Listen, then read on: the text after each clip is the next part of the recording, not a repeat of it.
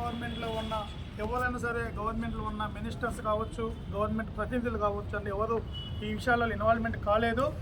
కానీ రాజేష్ రావే చెప్పుకుంటాడు గవర్నమెంట్ ఇన్వాల్వ్మెంట్ అయింది, సీఎం ఇన్వాల్వ్మెంట్ అయిండు, సీఎం నన్ను పంపించండు అని రాజేష్ రావు తప్పుడు ప్రచారం అండి. ఆ రాజేష్ రావు మాటలు నమ్మొద్దు. గవర్నమెంట్ ఏనాడు ఈ యొక్క చర్చశాల ఇన్వాల్వ్మెంట్ కాలేదు.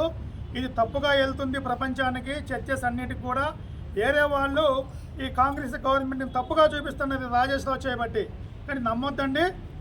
మన ముఖ్యమంత్రి మన తెలంగాణ రాష్ట్ర ముఖ్యమంత్రి రేవంత్ రెడ్డి గారు మటుకి ఏదో చెబుదాం చర్చలు ఇన్వాల్వ్మెంట్ కాలేదండి.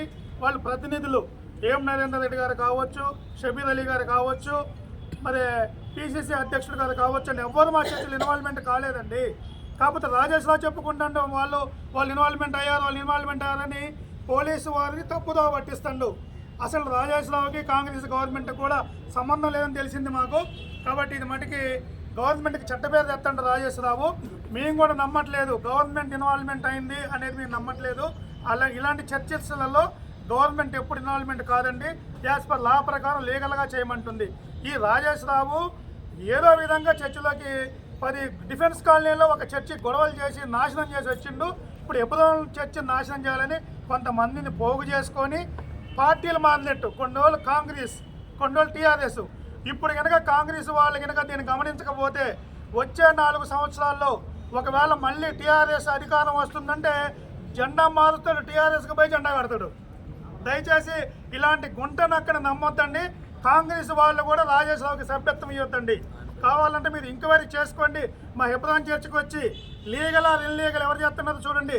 ఇక్కడ రౌడీలు, ఇక్కడ గుండాలు ఎవరు లేరండి. అందరూ చర్చకు వచ్చే భక్తులు, సభ్యులే. రాజేష్ రావు చేసే గ్యాంగ్ తప్ప వేరే వాళ్ళు ఎవరి గొడవలు ఇక్కడ కారణం కావు. గవర్నమెంట్ వారు స్పందించి పోలీసు డిపార్ట్మెంట్ కూడా గైడ్లైన్స్ ఇచ్చి యాజ్ పర్ కోర్టు ఆర్డర్లు ఎవరికైతే ఉన్నాయో వాళ్ళు చేసుకోవడానికి అనుమతించాల్సిందిగా ఈ మీడియా ద్వారా ఎవరైతే ఈ టీవీ ఛానల్ గవర్నమెంట్ ఆఫ్ తెలంగాణలో ఉన్న కాంగ్రెస్ వారి నాయకులు కావచ్చు, అన్ని కావచ్చు చూస్తున్నారు. చూడాలి. తప్పుడు ప్రచారము ఎమ్మెల్సీని కొట్టింది. మళ్ళీ చెబుతున్నా, ఎమ్మెల్సీని ఎవరు కొట్టలేదండి. అట్టా చూపించి నేను ఎస్సీ, నేను ఏదో అన్ని పచ్చి అబద్ధాలు. అలాంటి రాజేష్ రావుని కాంగ్రెస్ పార్టీలో ఉంచుకుంటే మటుకి కాంగ్రెస్కి చెడ్డ పేరు. వచ్చే ఎలక్షన్లో కూడా, లోకల్ ఎలక్షన్లో కూడా డ్యామేజ్ అవుతుంది.